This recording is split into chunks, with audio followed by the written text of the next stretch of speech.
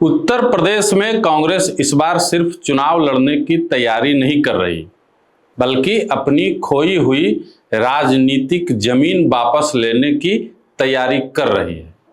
और राहुल गांधी ने पार्टी कार्यकर्ताओं को एक बात साफ कर दिया है, दिल्ली से पैराशूट लेकर आने वाले नेताओं से ज्यादा कीमत उस कार्यकर्ता की होगी जो 5 साल गांव की धूल फांकता है, पार्टी का झंडा उठाता है और मुश्किल वक्त में कांग्रेस के साथ खड़ा रहता है। यानी 2027 में टिकट चाहिए तो केवल बड़े नेता की परिक्रमा से काम नहीं चलेगा, जमीन पर अपनी ताकत दिखानी पड़ेगी।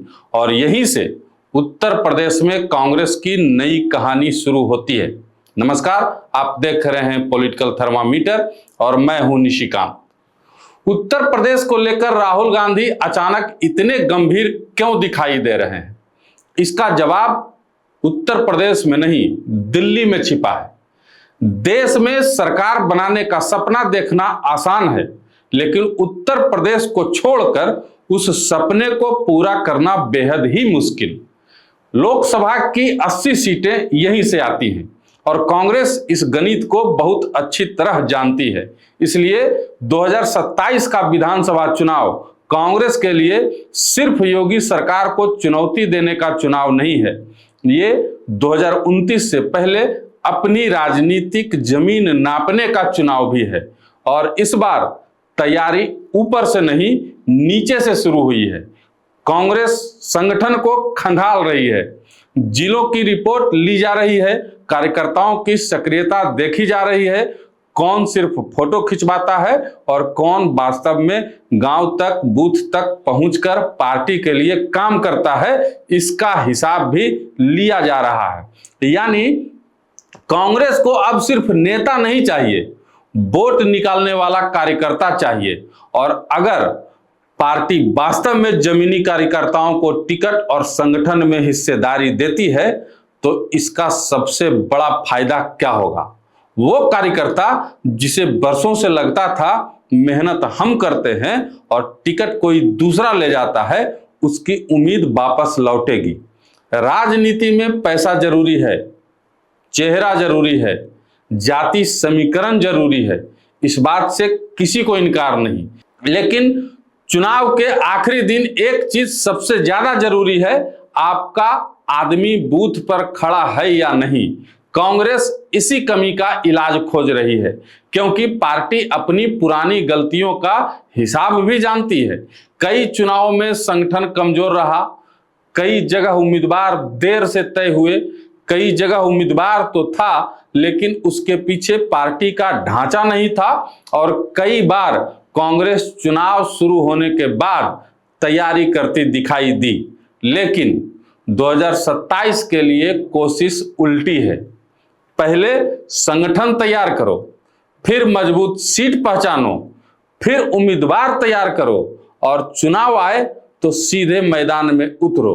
यही राहुल गांधी का नया यूपी मॉडल दिखाई दे रहा है और इसके पीछे 2024 का अनुभव भी है।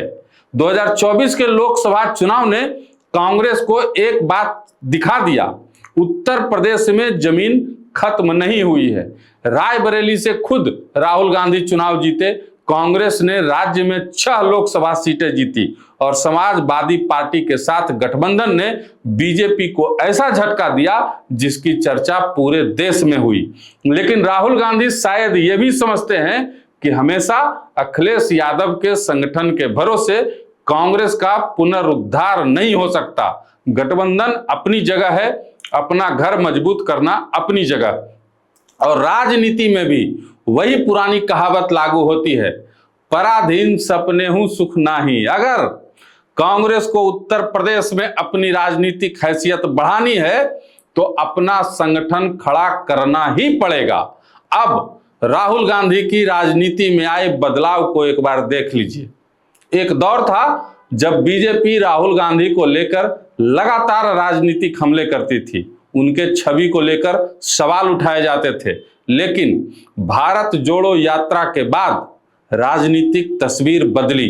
राहुल गांधी लगातार सड़क पर दिखाई दिए, कभी किसानों के बीच, कभी मजदूरों के बीच, कभी छात्रों के बीच, कभी संविधान को लेकर संसद में, 2024 के बाद वह लोकसभा में नेता प्रतिपक्ष भी बने।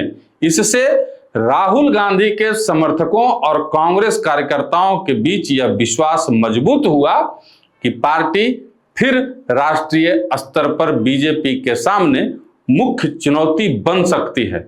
और यही उत्तर प्रदेश महत्वपूर्ण हो जाता है, क्योंकि राहुल गांधी को लेकर कांग्रेस के भीतर प्रधानमंत्री पद की उम्मीद चाहे जितनी मजबूत हो, उस उम्मीद को सत्ता तक पहुंचाने वाला रास्ता आखिरकार सीटों से होकर जाएगा। और सबसे ज्यादा सीट कहां है?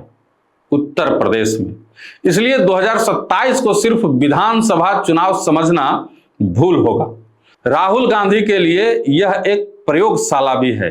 देखना है कांग्रेस कितने नए लोगों को जोड़ पाती है, कितने पुराने कार्यकर्ताओं को वापस सक्रिय कर पाती है, युवाओं में कितनी जगह बना पाती है, दलित पिछड़े मतदाता के बीच संविधान और सामाजिक न्याय का संदेश कितना उतरता है, और सबसे महत्वपूर्ण, कांग्रेस अपने समर्थन को वोट में कितना बदल पाती है। और यही अंतिम परीक्षा भी है, क्योंकि सोशल मीडिया का समर्थन सीट नहीं देता, सभा की भीड़ सीट नहीं देती, चर्चा में बने रहना भी सीट नहीं देता, वोट को बूथ तक पहुंचाने वाला संगठन सीट देता है। और शायद इसीलिए राहुल गांधी इस बार चमकदार मंच से ज्यादा संगठन की मशीन ठीक करने में दिलचस्पी दिखा रहे हैं।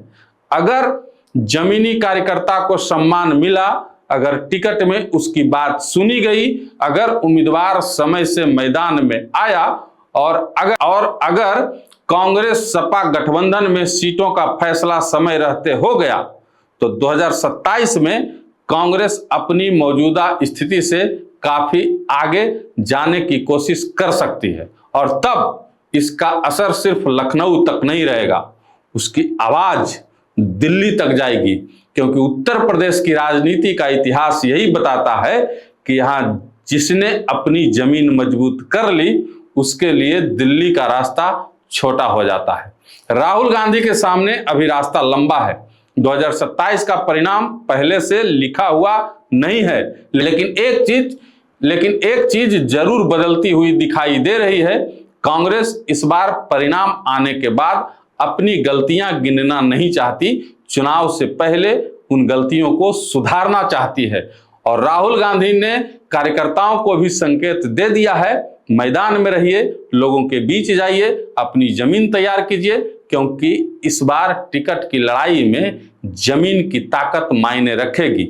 2027 में परीक्षा कांग्रेस की होगी, लेकिन निगाह 2029 पर रहेगा। और अगर उत्तर प्रदेश में कांग्रेस का संगठन दोबारा खड़ा हो गया, तो राहुल गांधी के समर्थकों का वह सपना और भी बड़ा होगा, जिसमें रायबरेली से निकला हुआ रास्ता एक दिन प्रधानमंत्री की कुर्सी तक पहुंचता हुआ दिखाई देता है। फिलहाल कहानी शुरू हुई है, राहुल गांधी का फोकस यूपी पर है, कार्यकर्ता फिर से मैदान में है, और कांग्रेस इस बार सिर्फ चुनाव नहीं, अपनी जमीन वापस मांग रही है। आप इस बारे में क्या सोचते हैं? कमेंट बॉक्स में जरूर बताइएगा। धन्यवाद।